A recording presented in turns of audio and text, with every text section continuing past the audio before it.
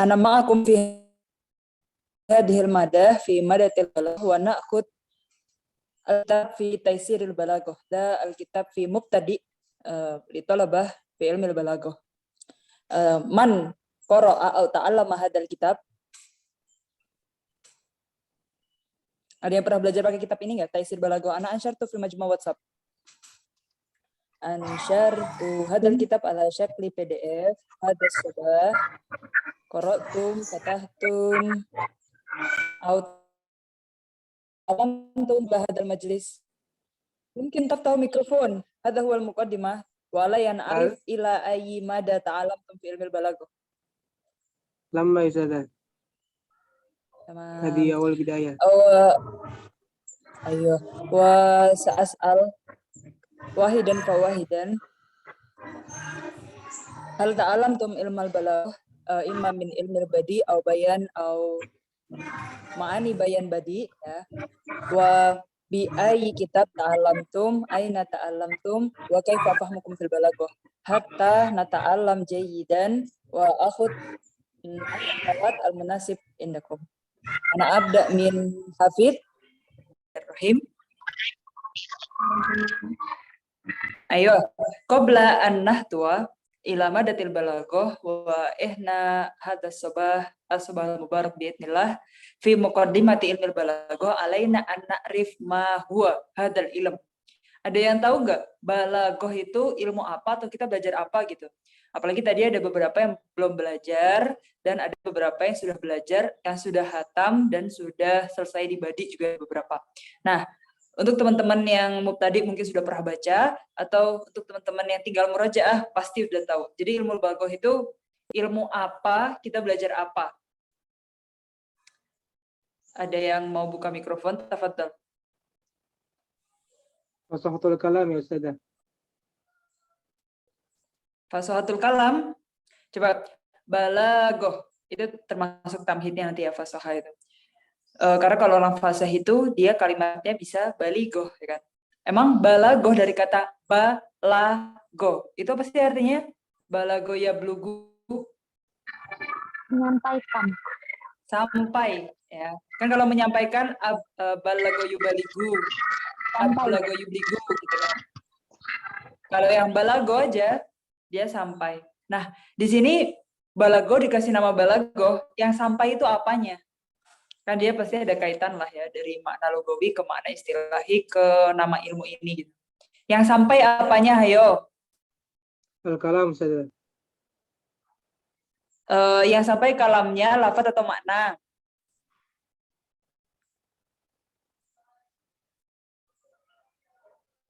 Kita waktu ngobrol nih, Ana ngobrol sama kalian. Ana mau menyampaikan makna di otak atau kalian cuma sekedar dengar lafaz? Lafaz itu cuma bajunya atau memang mau menyampaikan lafaz aja bukan makna? Makna. Ya, jadi kalau makna yang di otak Ana tersampai ke kalian para lawan bicara Ana, para sami dari kalami, sampai kalian paham gitu. Nah, itu disebut dengan kalam yang balik ya. Coba deh kalian lihat para penceramah ya, misalkan Ustaz Abdul Somad, Ustaz Adi Hidayat, penceramah-penceramah yang wow gitu, yang kalau misalkan ceramah tentang hari kiamat kita langsung taubat, ceramah tentang sedekah kita langsung pengen sedekah kayak gitu. Nah itu makna yang mau disampaikan dalam ceramah itu sampai ke para pendengar. Itu susah nggak kira-kira jadi penceramah yang kayak gitu? Yang muasir, yang bikin orang yang pendengar itu terpengaruh, susah nggak? Susah. Iya, jadi harus membuat kalam yang balik, harus sesuai dengan muktadol hal. Gimana sih sikon kita? Kan beda nih, kita ceramah ke anak-anak remaja, terus kita ceramah ke ibu-ibu, atau ceramah yang majelisnya isinya nenek-nenek gitu. Beda nggak yang disampaikan, cara menyampaikan, metode penyampaiannya? Nah, itu yang nanti kita belajar di ilmu ma'ani, bayan, dan badi. Ya, jadi balaghah itu adalah ilmu yang, ada yang mau baca kitabnya? Kalian belajar online tapi tetap harus punya kitab ya. Atau paling enggak PDF yang Ana share di grup itu di-download. Itu yang paling tadi paling pemula. Jadi intinya balaghah ilmu apa? Dia menyampaikan enggak? Menyimpulkan. Boleh baca kitab? Boleh banget. Jadi intinya balaghah ilmu yang gimana? Ilmu apa? Boleh buka mikrofon siapa aja. Ilmu menyampaikan Ustazah sesuai sama masyarakat. Oke.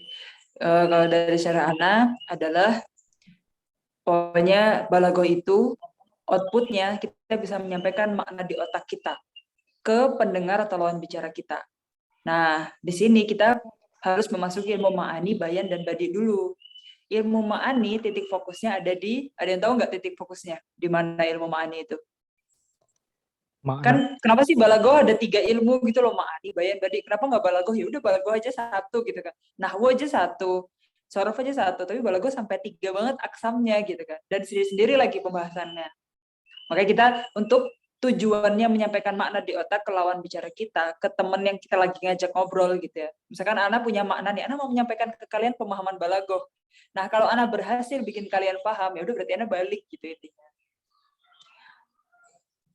Nah, kalian kepo nggak kenapa di balaghah ada 3 ilmu gitu? Buat menyampaikan makna di otak, kenapa sampai proses 3 ilmu banget gitu? Ada yang mau diskusi nggak? Ada yang mau ngobrol nggak tentang itu? Ada yang mau jawab?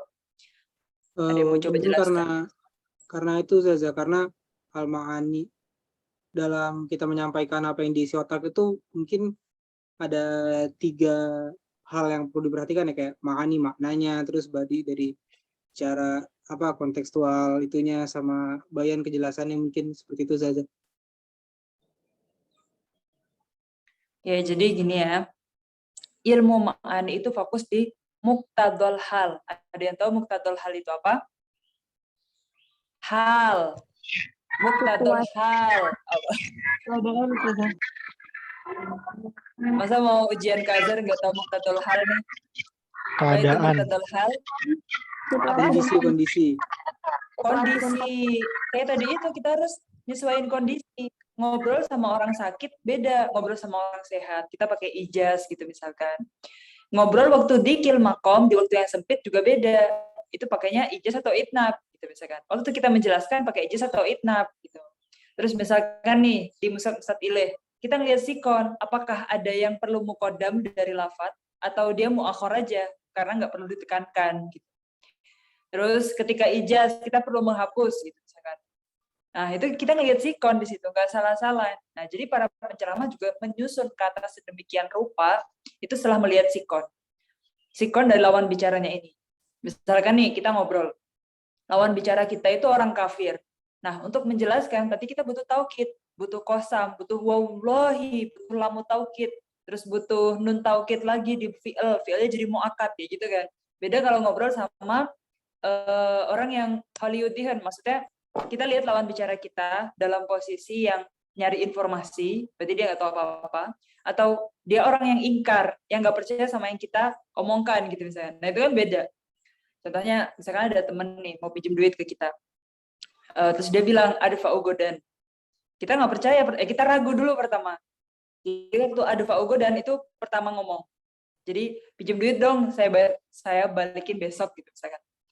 Ada fa'ugodan gitu. Terus kitanya ragu. Nah, karena tarodut itu, pas ragu itu, dia bilang, ini ada fa'ugodan. Pakai taukid inna. Terus kita masih nggak percaya, masa iya pinjam duit sekarang, besok udah ada bisa balikin gitu misalkan. Terus dia pakai kosam, wallahi ini la adfa'anna godan. Nah, misalnya gitu. Jadi, di sini kita harus melihat muqtadul hal, agar makna yang disampaikan dipahami oleh lawan bicara kita. Ya. Bisa pakai qasr, bisa pakai ijaz, itnab, takdim, takhir, hadaf, dzikr, terus takrif, tankir. Terus kita juga akan belajar namanya insya tolabi, gueru tolabi, terus apakah itu khobar, dan apakah semua amr, nahyu, nida, apakah semua yang insya tolabi itu butuh tolab, butuh sesuatu yang matlub itu. Apakah semua nida, semua panggilan itu butuh respon? Apakah semua perintah itu wajib dikerjakan? Apakah semua nahyu? Nah, itu semuanya kita akan belajar di ilmu ma'ani. Itu di bab di ilmu ma'ani ya. Maka di sini titik poin dari ilmu ma'ani adalah muqtadul hal. Yaitu menyesuaikan makna yang mau kita, lafadz yang kita pilih untuk menyampaikan makna sesuai dengan sikon. Karena kalau kita nggak ngelihat sikon, asal ngomong, ya bisa aja itu nggak ditangkap oleh lawan bicara kita. Mayan fast dong gitu. Pramusia bilangnya mayan fast, mayan pak dalam kita kan gitu. Udah nggak mau asir, nggak balik lagi kan gitu. Itu muktadal hal. Nah, jadi kalau dikiaskan nih ke penjahit, muktadal hal itu, ilmu ma'ani itu kan kita ngukur sikon kan, sama aja kayak ngukur mikyasul jism. Coba kalau penjahit itu khoyat, yang dilakukan pertama itu kan ngukur badan, maksudnya bahunya berapa senti, gitu kan, pergelangannya berapa senti, tangannya berapa senti kan gitu. Nah, setelah diukur, tahu ukuran, baru milih kan dari ukuran itu, misalkan ukuran anak. Ukuran anak kan kain yang itu diolah jadi atau jadi atasan atau jadi tunik ya kan macam-macam. Nah, pemilihan mau jadi apa itu bukan ilmu bayan, karena ilmu bayan itu adalah irodil makna atau metode apa yang kita pilih untuk menyampaikan makna setelah kita tahu sikon. Nah, waktu kita mau menyampaikan apa, mau pilih tasbih, majaz atau kinayah, sama aja kayak penjahit. Ukuran kan nggak mungkin penjahit nggak ngukur dulu, kan? Harus ngukur dulu, harus punya ukuran badan dulu. Setelah ngukur ukuran badan, setelah lihat muktadal hal kalau di balaghah, nah baru dipilih pakai tasbih, majaz atau kinayah. Itu yang kita pelajari di ilmu bayan. Berarti ilmu bayan isinya apa? Suar bayaniyah. Jadi dengan metode apa kita mau menyampaikan makna. Contohnya nih, Ana mau bilang, saya punya guru saya adalah orang yang mulia, Ustadzi Karimun. Itu maknanya tersampaikan, tapi itu biasa aja kalau kalian dengar Ustadzi Karimun, kalian paham. Tapi nggak dipoles apa-apa. Coba kalau waktu Ana bilang, Ustadzi Kalbahri fil Karom. Ana bilang, Ustadzku tuh bagaikan lautan dalam kemuliaannya. Karena laut itu kan lebih kecondongan sifatnya itu dermawan ya, karena suka ngasih kita rezeki, kita bisa hidup. Itu kan suatu kemuliaan dan gak habis-habis gitu kan laut ngasih kita rezeki. Nah, jadi orang mulia, orang dermawan dibagaikan dengan laut. Nah, akhirnya kita punya tasawur di sini. Jadi ada khoyal. Di ilmu bayan itu kita harus berimajinasi. Maknanya sama-sama menyampaikan Ustadzi Karimun, tapi ketika ada kalbahri fil karom, berarti kemuliaannya nggak habis-habis. Gitu. Jadi kita berimajinasi, sangat mulia ya berarti gitu. Padahal dua-duanya sama menyampaikan Ustadzi Karimun. Mau pakai Ustadzi Karimun biasa aja, mujarrodah gitu ya. Atau mau musyabahah pakai tasbih Ustadzi kalbahri fil karom. Atau langsung pakai majaz misalkan. Ja'a bahrul karom gitu misalkan. Datang lautan. Jadi kita langsung bilang lautannya secara majaz gitu. Datang lautan ya, membagikan rezeki ke masyarakat sekitar rumahku misalkan. Nah, di sini lautan di sini nggak mungkin lautan asli, maka itu majaz. Tapi di sini kita berkhoyal bahwa yang datang itu langsung lautan itu ya kan. Yang saking mulia, bukan lagi orang. Gitu. Atau waktu kita bilang singa podium gitu. Nah, kita nggak bilang lagi ada rojul suja kayak asad, tapi langsung asad nafsu. Nah, itu langsung tingkat selanjutnya, lebih balaghah lagi. Kita lebih berimajinasi lagi, gitu ya. Nah, baru yang terakhir, misalkan kita mau bilang Ustadzi Karomat, gitu ya. Jadi, Kasirur Romat, ya. Ustadzi Kasirur Romat. Apa artinya Romat? Ada yang tahu? Atau laun Romadi, gitu. Ada yang tahu? Debu. Ada yang pernah dengar kinayah tentang Ustadzi Kasirur Romat atau kata-kata Zaid Kasirur Romat? Banyak asap. Kenapa dia banyak asap? Sering terima tamu. Karena sering masak. Kenapa dia kasratu tobah sering masak? Karena harus menyuguhkan tamu. Kenapa dia banyak tamu? Karena orang mulia. Coba, kalau kalian lihat para kiai-kiai, ulama-ulama atau orang-orang besar pasti banyak tamu, ya kan? Karena mereka mulia, gitu. Jadi mereka banyak tamu, mereka harus menyuguhkan, mereka harus masak, rumahnya banyak asap. Itu disebut dengan kinayah. Padahal sama-sama mau bilang orang mulia, tapi caranya beda-beda, tingkat imajinasinya beda-beda, dan makna yang tersampaikan lebih dalam. Kalau cuma Ustadzi Karimun, oh iya mulia, kan gitu. Tapi waktu kita membayangkan kemuliaannya kayak lautan, itu lebih dalam lagi makna mulianya. Apalagi kalau misalkan pakai kinayah, ya habis itu kan habis tasbih majaz kinayah ya. Pakai majaz berarti emang langsung lautan yang mulia itu yang datang ngobrol sama kita misalnya. Udah bukan orang mulia lagi, tapi emang langsung kemuliaannya yang kayak lautan. Nah, baru lanjutnya kita bilang yang banyak asap. Nah, terus kita jadi berimajinasi lagi. Oh iya ya, pasti dia mulia banget. Soalnya rumahnya banyak asap terus, harus masak terus. Tamunya nggak henti-henti, kan gitu. Nah, jadi kita udah punya ukuran baju, kita bisa pilih ukuran baju itu jadi gamis, jadi atasan bawahan, jadi tunik, atau jadi bentuk apapun.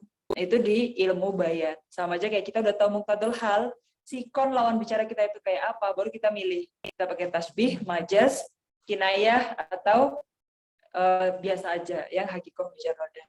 Ya. Sampai sini perbedaan ilmu ma'an dan bayan jelas. Jadi kalian kalau bisa rajin baca, dan itu wajib ya pasti ya. Wajib baca, kemudian wajib punya buku waktu kita belajar. Ya, kita tolib ilmu walaupun online, tapi ya harus siap gitulah. Seenggaknya kita tahu mau belajar balagoh, bacalah balagoh. Apalagi yang udah pernah belajar murojaah gitu ya. Ini bukan hal baru lagi buat kalian. Kalian udah pernah belajar, gitu. Jadi tinggal diulang. Gitu. Sampai sini tentang ilmu ma'ani dan bayan, paham? Sebelum kita masuk ke ilmu badi, ada yang ingin ditanyakan?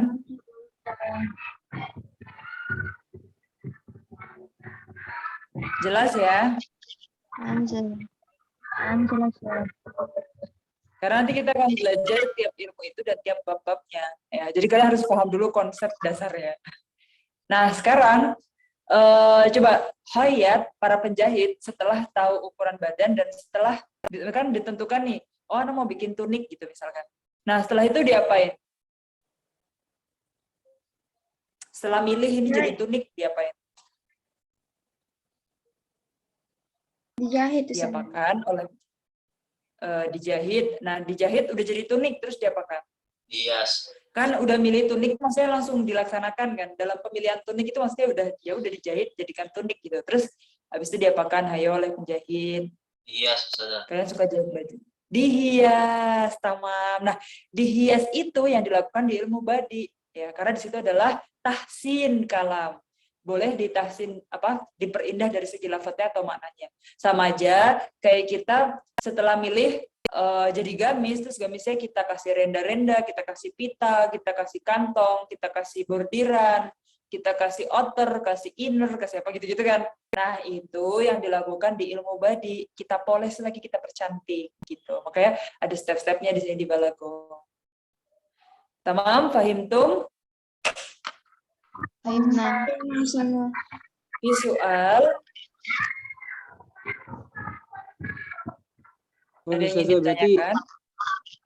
Tadi udah menunjukkan urutan ya dalam pembelajaran balagoh ma'ani, bayan sama badi gitu. Iya. Jadi gini, urutannya kan ma'ani, bayan, badi itu jumhur ulama atau sebagian besar ulama ini urutannya itu. Tapi ada ulama lain yang pakainya bayan dulu, baru ma'ani, baru badi. Kalau di Azhar terus pakai kitabnya Bughyatul Idoh, nah itu kita ma'ani dulu. Karena ma'ani kan tahu miqyasul jism kan, tahu ukuran dulu, tahu muqtadul hal dulu, baru kita milih metodenya kan gitu. Jadi ada ulama yang mentakdimkan bayan, ada ulama yang mentakdimkan ma'ani. Jadi ini nggak konkret karena emang kalian tahu sendiri kan balagoh udah ada dari bangsa Arab masa jahili, dari sebelum Islam. Tapi balagoh sendiri baru jadi ilmu ma'ani, bayan, badi kapan? Ada yang tahu? Kan itu butuh proses, nggak langsung. Jadi balagoh itu udah dipakai sama orang Arab sejak zaman jahili, sejak jadi tandingannya Al-Quran sebagai mukjizat dari segi balagohnya. Orang Arab jahili bisa bikin syair-syair yang cakep-cakep balagohnya, tapi tetap kalah sama Al-Quran. Berarti balagoh emang ada dari zaman dulu, gitu kan? Tapi tetap kalah sama Al-Quran. Nah, tapi ketika zaman itu, apakah ada balagoh secara sistematis, ada ilmu ma'ani, bayan, badi? Nggak ada. Ya. Karena balagoh itu baru ada di abad 7, jauh banget kan, 7 abad, 700-an tahun, baru jadi 3 ilmu. Yang diletakkan oleh, atau yang dibikin ya ilmu ma'ani, bayan, badi itu oleh As-Sakaki di abad 7.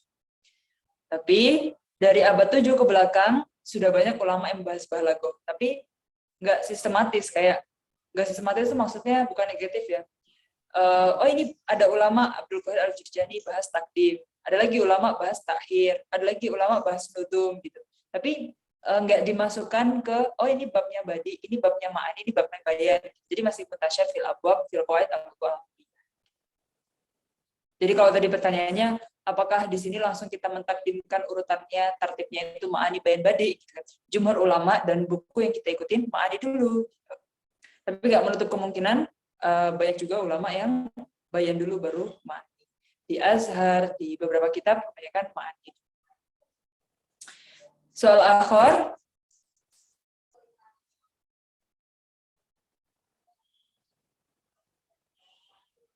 Tamam? Naktafi huna.